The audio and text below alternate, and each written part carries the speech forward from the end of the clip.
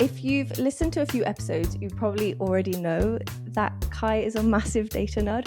So we're finally giving him full permission to nerd out, because this week we're talking about something that comes up all the time at Transfocus, and you've probably seen them before. It's those little fill in the blank boxes when data is being collected. It's something that a lot of 2S LGBTQ people ask for, and a lot of organizations are quite keen to use them.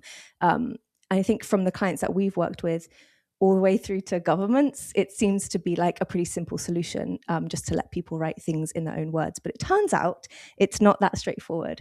And Kai, as our resident data nerd, has a lot to say about why these boxes don't always work. So I'm feeling good about bombarding you with questions today, Kai. How are you doing today? I'm doing fantastic. I'm glad you're ready with all of the burning questions that people have generally, or we've seen over the years. And I'm excited to present some of the nuances that are often missing in these types of discussions and just make sure it's on people's radars. Obviously, each situation is a little bit different, so want to respect that, but also just not to jump onto something without considering the consequences. So let's start right at the beginning. When people say fill in the blank, what are we actually talking about? Like, where do we see that show up? Right. Yeah. So in case folks haven't come across it or you're not familiar with the word, whether it's a form or a survey, there are sometimes options, especially when we're collecting gender data, where there's a kind of allowance for people to fill in the words that they use for their own gender, right? So it's just basically a text box, and you can type in whatever. Whatever is suitable, whatever is comfortable, whatever is the most reflective of one's gender. And I totally appreciate it, right? Especially for trans and non-binary folks for whom we've been put in the incorrect box, perhaps for years, decades. That can feel really affirming and empowering to use one's own language when it comes to one's gender. If you're answering that question, you would want to respond to it completely, fully, and accurately in that way. And so that's at its basic what it looks like. On a form, it's the same thing. You can kind of write in your own response instead of typing it, but it's essentially the same concept of kind of fill in with your own language. Mm-hmm. So a lot of people in the community specifically ask for this sort of thing when we're trying to meet certain needs in collecting data. So can you go into a little bit more about why that is so keen, and also maybe what is a little bit of an issue with that? Right. So Kai has beef with fill in the blank boxes, not to throw you under the bus. No, it's all good. So we're going to cause some drama here in the community. Preview of coming attractions here. Yes. So I, on the one hand, totally get it, right? Like having one's own space just to respond in any way that, or in the exact way that one identifies, right? And sometimes there's multiple aspects that one wants to tease out, right? It's not just one thing. It's wanting to qualify that in some way, you know? I just thinking of an example like masculine and non-binary person, right? So that feels good to kind of clarify and add that nuance and that texture that often comes with gender. And so I in no way fault somebody for wanting that and requesting it. I will say that there's a little more complexity to it. Oftentimes, that is, where we're just looking at the fill in the blank that's on the collection side of things, right? So people are inputting their answers. People are responding in different ways, right? Whether it's trans or non-binary folks, but also cisgender folks are responding in more nuanced ways as well. They're learning about the word cisgender and starting to use it in reference to themselves to clarify, to expand. Unfortunately, because fill in the blank is so free, people can have responses beyond gender or different from gender. We've seen all kinds of things. Like we've done this. That's why we're able to speak from a place of experience, having analyzed on the back end that data. So people say, understandably, I am a human. I get it, right? You don't want to get into gender. Totally fine. People will say, this is nonsense, right? So they'll be pushing back on the fill in the blank in statements. They'll make ridiculous things that kind of mock providing. So they'll say, "I'm attack helicopter" is a very common, thing online, and it gets translated. Some people, they misunderstand the question and they'll respond with their sexual orientation. So they'll say, "I'm a Mm. lesbian," right? Which, okay, we could probably infer from the use of lesbian that this person is a woman, but it's not a direct response, right? And Mhm. you're almost having to take another step to make that determination. And that's where we'll talk about the ethics of that type of determination for somebody. Other people will add in, so because of course multiple genders exist, and they'll respond to with multiple genders, right?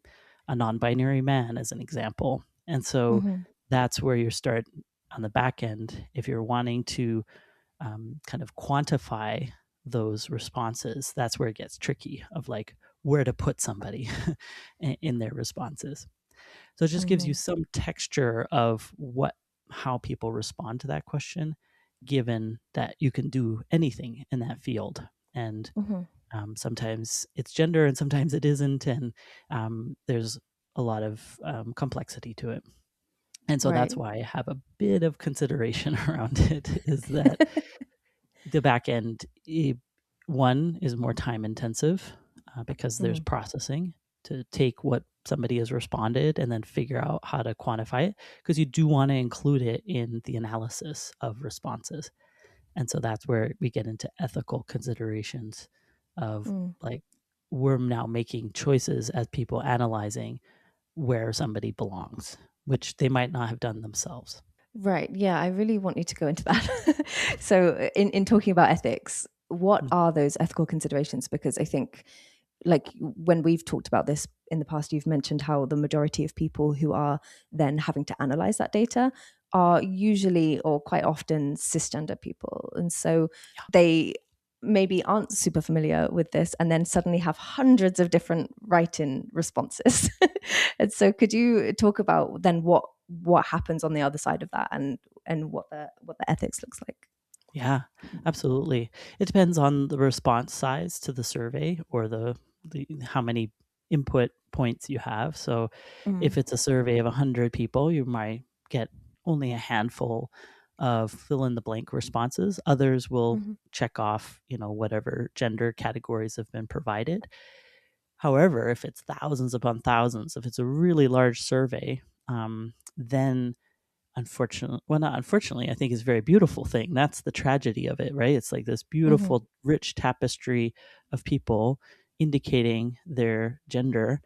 And then on the back end, especially cisgender data analysts without much experience are looking at all these responses, demi girl and, gender fluid, non binary. I Mhm. mean, there's just so many responses that we've seen over the years, and they don't know how to combine those, right? Uh, Mhm.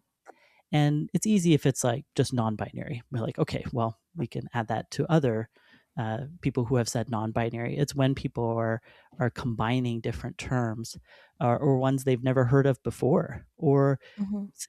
some cisgender analysts may not understand the difference between gender and sexual orientation, and then kind of be lumping and making assumptions or determinations on behalf of somebody.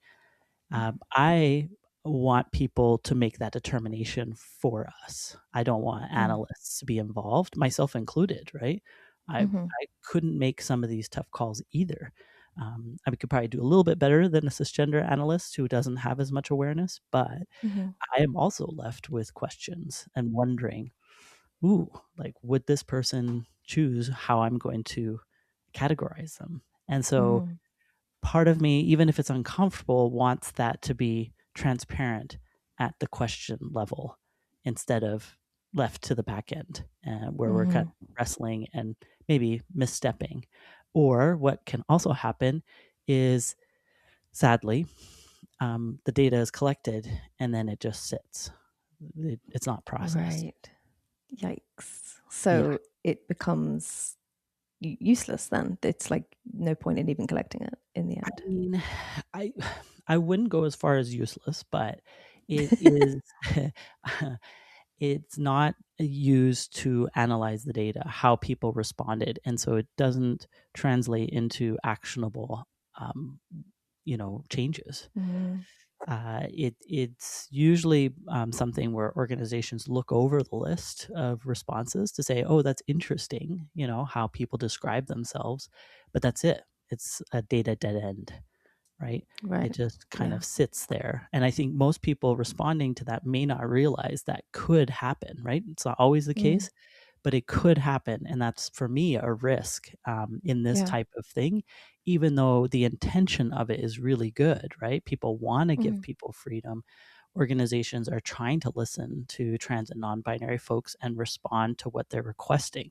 So, on all sides, everybody's doing exactly what they need, but unfortunately it doesn't translate to real change, which is for me the tragedy, right. right? Everybody's doing their best, and it then lands, unfortunately, to what I would imagine are the most vulnerable people. That's the Hmm. other thing, right? The kicker. It's like I really would love to make sure that the responses provided by the non-binary gender fluid person do get accounted for, where Hmm. usually likely struggling with some of or a lot of the systems at play. So that's Hmm. where I'm like, I'm coming from a good place too, where I'm like, we got to have this data accounted for Hmm. in the responses, because I usually analyze the data, the differences between how people respond. Say, have you faced discrimination? I'll differentiate that by man, non-binary woman, and if there's a fill in the blank, unfortunately those responses, if they can't be categorized properly, then we don't know those differences, right? Right. Which I imagine is super important if we're wanting Yeah, to make change in those areas. absolutely. Yeah, because when you do run those kinds of comparative analyses, you can, like, time and time again at Transfocus, when we've done that, you can see a very stark difference between Mm. trans and non-binary and cisgender, and that's what we're comparing. Hmm. Now, there's ways to handle that, right? Where you put all of trans and non-binary folks together. But if you have a really large sample size, you would want to kind of differentiate trans Hmm. women from non-binary folks, or who I'm kind of putting all in one category, even though it's a very diverse category or set of people, and then trans men. And even those differences are there are differences between those groupings, right? So Hmm. it's really important to be able to see those, and unfortunately sometimes that requires creating categories that don't quite fit, right? Mm. The richness of gender. Right. So it's not that it's about just ignoring what the community is Oh, asking for, totally. but it's more about finding that balance of self-identification with the need Yeah, for data that can actually be used. yeah. Is that what? Absolutely. And that's why we tend to, if there is a need or a rationale for fill in the blank, it's a Hmm. matter of separating it from the Right. quantitative side. So you collect the gender and the categories, which I always acknowledge, like, these aren't great, right? Like, it's not like we're pretending like these are the best, but Right. but they're enough that we can then do those analyses. But then we can also Mm. ask a fill in the blank, because it would be good to know the different ways that people are Right. describing, right? In case we need to tweak or adjust or update those quantitative categories. So yeah, so there Mm. is use for it. It's just how you do it that's really important. Right. So wait, can I just clarify? Is your Sure. so it's just in case you're not aware, data is not my strong suit. So I Fantastic. have questions, personal questions. Yeah, and I'm sure um, many people are in the same category or same boat as you. mhm. So you're saying fill in the blank is a sort of as well as rather than instead of. Is that what you're Yeah, saying? Oh, yeah, cool. yeah. Okay, that makes sense. It Hmm. definitely could add it into the mix. Now, of course, depending on the organization, I always like the question is whether an organization is ready for the work that is Right. necessary to make this happen, right? Because a lot Mhm. of people just focus on the collection side, but don't have any plan or thought for the analyzing side, which can Mhm. be intensive. And so, okay, maybe we're not recategorizing if we're collecting it as a second question, but we're still going to have to look at it and kind of Right. look, and see what we're going to do because of it. And so there's still some work involved. And so for me, the question is always, I mean, are there resources that an organization can apply to this extra work? And what are they going to do with it? Because if they're not Mhm. going to do anything with it, see, I don't see it necessary to kind of, put people in a place of having to provide so much information. So, Mhm. I mean, the number one question is always, how are you going to use this data? And if not, don't collect it. Right. That was actually my next question, so I'm a bit stumped now, which is that what is the first thing that you want organizations to think about before adding any kind of demographic question, I guess? And so, Right. aside from what are you doing with this information, let's say they do want to use that information for whatever it is that they want to use, what should organizations consider? Because obviously they're kind of in a bit of a position here where the community are asking for one thing, Mm. but the need, well, the way that they can actually interpret that data is a bit stumped with this. And Yeah. so what should they do then? Yeah. What's next? Yeah, you're so right in terms of painting the picture of the organizations often feel like they're in a bit of a pickle, right? Right. Because they want to do right by trans and non-binary folks, particularly given the challenges, and they're like, I Hmm. don't want to add more challenge by going against what they're requesting. That's why a thoughtful process is so important. So it's not just like we're doing a survey and then madly scrambling at the last minute to figure out what gender question, if at all, to ask. Is to have a thoughtful process to be kind of explore the options, because there are a few, not just the fill in the blank or the categories that we've talked about, but explore the options, and then based on the needs or the resources or the outcomes needed, you make a determination, and then you're able to explain it to folks. Because I Mm. don't think, in many instances that I've been a part of, there are, if you explain things well, like why you went for a particular thing or didn't, or you're not collecting, Hmm. you're able kind of to bring people along. And Right. actually, I find that trans and non-binary folks, not everyone, obviously, but a lot of them, if you explain it to them like, oh, okay, that makes sense. You're doing Hmm. this so that you can hear better about what our experiences are, and with the ultimate purpose of actioning them. Okay, fine. Right. Cool. Let's go. Right? So in fact, they may trust you more because you've been very thoughtful about it and Hmm. know what you're getting into, have a plan for it, and maybe even going to circle back to the community to explain the results. So that kind of thing can really be a game changer, to be like, oh, okay, you're on our side. You're not wanting to kind of dismiss us or work against us, which, to be fair, a lot of trans and non-binary folks have that experience of just Hmm. being cast aside. So they can come from that initial response thinking that that's at play, and then if you explain it well, even if it's different from what they requested, they will kind of like, whew, okay, I can Hmm. relax into this experience, right? Yeah. That's so true. Oh my goodness. I've seen like many forms I filled out have either not had a non-binary option or just had fill in the blank. It's like, Right. it's such there's like nothing in between. And so I don't know. I feel like if I'd had something explained, like how they're going to use the data and why it is only non-binary and not making space for, I don't know, gender fluid or whatever it is, um, I think that would make so much more sense. I'd feel a lot more trust Mm, in the people I'm giving my data to, like my absolutely. information to. I would Yeah. feel a lot more secure in that if I knew why there were challenges in the first place and why it is so restricted, and also how this data is going to be used in the first place and like for the purpose of it. I feel like that would make so much sense. Do you get, sorry, I'm just kind of going off in a direction here, but do you get organizations that are a bit hesitant to explain the shortcomings? Like I'm imagining that puts them in a bit of a difficult place where they kind of don't want to admit that there's an issue, whereas actually it does the opposite thing in my mind of creating that trust. Absolutely.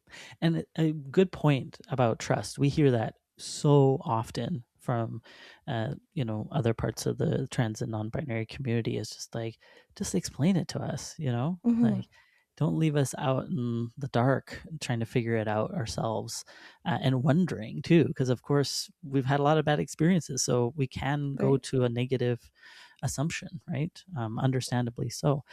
But to your point about, now I forgot your question. Shoot. Organizations feeling, it's lucky I can remember it. It's very unusual. It's organizations who maybe feel a bit hesitant to share that there are shortcomings with the way that they're collecting that data. Yeah, especially larger organizations or more formal ones. The kind of opening up to the inner workings feels like risky or vulnerable, or people are going to attack us for it. But I will say that more often than not, it's actually smooths the process along, just brings people along, and it doesn't actually reduces risk rather than creating risk. And so that may be a bit antithetic or a bit of a surprise for folks, but we find people are really appreciative. Sometimes at the end of surveys, we'll have like, final thoughts, and they're like, thank you so much for this survey. It was just so easy to take, and I kind of understood at every step what was happening, and I felt brought along, and they just kind of wax on and on. You don't get that typically in a survey, that people are excited about taking it and feel like seen and supported as part of the process. And so I definitely invite organizations to be more transparent about that. I get that there's things to weigh depending on the context, but the more that you can share, the better. And the more likely somebody is to take the survey at all, right? If there's any whiff of nonsense, like trans people are out of there, just because, like you said, we've come across so much, and it's just like, ugh, this again. But explanations go a long way to reassuring folks that have had typically a pretty bad experience in other places. What's the process been like when organizations come to Transfocus to kind of look through this stuff? Yeah. So we do offer this type of support in thinking through how to ask, what to ask, if to ask. Gender data. Sometimes sex at birth is at play as well, and that's tricky. And so it's really good to think that through. This comes up often in a healthcare context, but it can also sometimes in an educational context where birth certificates are part of the registration process.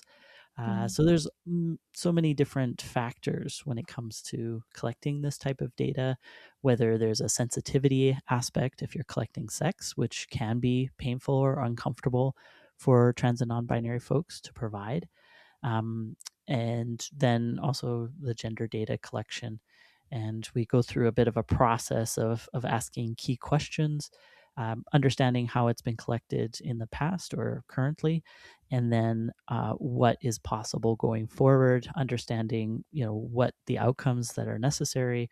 Are you trying to change programming, or is this for doing data analysis to understand how different genders are experiencing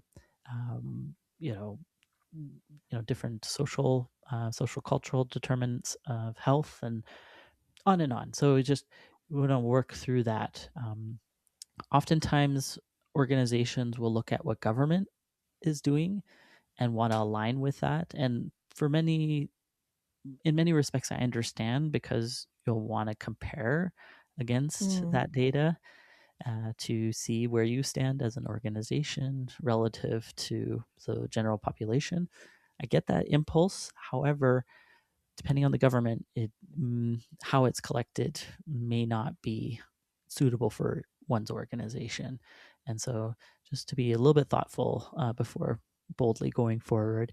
And we have kind of a decision-making framework or process that we undertake to kind of balance those trade-offs and then come to a place. And we can also help with communicating, how this was developed. There can be frequently asked questions, or even sending out emails. We can review all of that, or help with templates to make that a smoother process, because it's not just about the questions themselves, it's the kind of all the stuff around it as well. So we help out with that, or just communication strategy in general. So just kind of from beginning to end are able to help with that.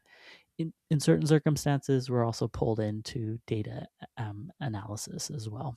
So interpreting the data at the back end. Fair. Is there anything else that I haven't asked you that you need to answer? Get off my chest regarding fill in the blank. Yeah. Any fights you want to start? Any drama, data drama? No, just saying that for the people who are listening, for whom the fill in the blank is important, I get it. And I understand why that is such a nice experience. So I don't want to discount the user experience side of things. I just want to nuance it a bit with what happens on the back end and express how we've tried, and through many different surveys that we've done, because we really wanted to see how that could be possible, right? So it's not just wholesale discounting it, but just okay, let's try it. And then having a lot more difficulty in pulling that off. And so just wanted people to be aware of fill in the blank in general, and hopefully see the need for the quantitative. But we can do combination of the two. So, but just keeping them separate as well. But yeah, just some food for thought as you go through, whether you're an organization or an individual. Hopefully that helps just shed a bit of light on this topic. Amazing. Well, thank you so much, Kai. I hope you enjoyed an opportunity of half an hour of rattling on about data. Thank you for the opportunity. And of course, always look forward to talking to folks more on the topic. If you want to go deeper, there's more to it, surprisingly. But we decided just to focus on fill in the blank first. So, yeah. Thank you. Sweet. Well, thank you so much, and see you next time. All right. Bye for now.